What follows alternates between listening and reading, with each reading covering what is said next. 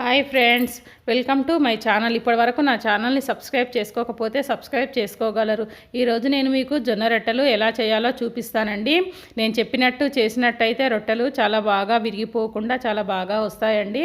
ఇప్పుడు మనము రొట్టెలకు సరిపడా మనము కొద్దిగా గ్లాస్ అంత వాటర్ పొయ్యి మీద ఉంచుకొని టీ స్పూన్ ఉప్పు వేసుకొని నీళ్ళు బాగా పొంగొచ్చే వరకు మరగబెట్టుకొని మనము పిండిలో వేసుకోవాలండి. పిండిలో వేసుకున్న తర్వాత మనము మళ్ళీ వాటర్ మీద నుంచి కొద్దిగా మనము పిండి చల్లుకోవాలండి. అలా అయితే ఆవిరి బయటికి పోకుండా ఉంటుంది. ఇలా ఒక 5 నుంచి 6 నిమిషాల పాటు అలాగే వదిలేయాలండి.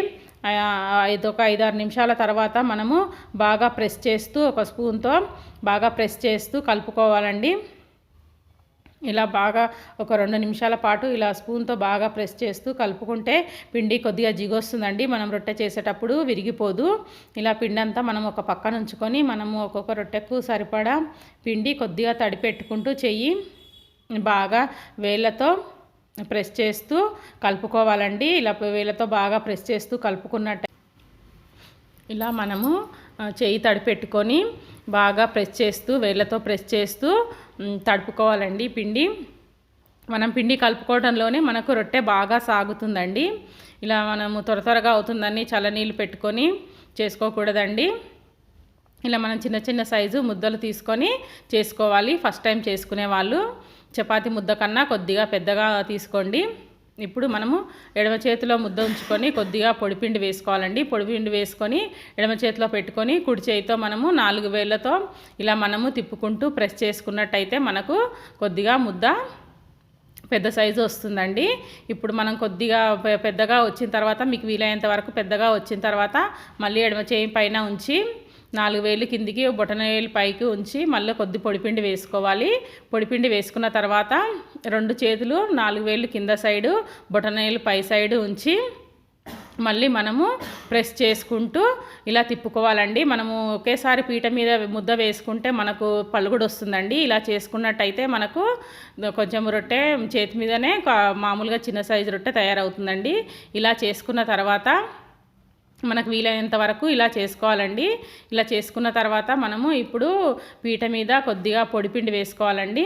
కొద్దిగా పొడిపిండి వేసుకొని ఇప్పుడు ఈ ముద్ద రొట్టె పైన ఉంచి పీట పైన ఉంచి మనం మధ్యలో కొంచెము పిండి అలాగే ఉండిపోతుంది. మనం చుట్టూ రౌండ్ చేసుకున్నాం కాబట్టి కొద్దిగా ఎక్స్ట్రా ఉన్న పిండి మధ్యలో తీసేసి మళ్ళీ లైట్గా పొడిపిండి చల్లుకొని ఎడమ చేయి సపోర్ట్ తీసుకొని మనం మళ్ళీ 4 వేళ్ళతో నొక్కుకుంటూ తిప్పుకోవాలండి. ఇలా మనము చూసి మీరు నెమ్మదిగా చేసుకోండి. ఇలా చేసుకోవాలండి. మనం తిప్పుకుంటూ నెమ్మదిగా చేసుకోవాలి. ఇప్పుడు మనము ఒక పెంక పెట్టుకొని పెంక వేడెక్కిన తర్వాత మనము చెయ్యి కొద్దిగా తడుపుకొని ఇలా కొంచెం ప్రెస్ చేసినట్టయితే రొట్టె బాగా కాలుతుంది. లైట్గా ఇలా తడివి పెట్టుకోవాలండి.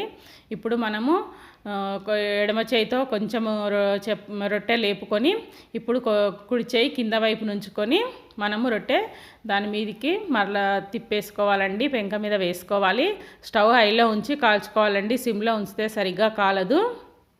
మనము ఇట్లా 1 నిమిషం పాటు ఉన్నట్టయితే కాలిపోతుందండి.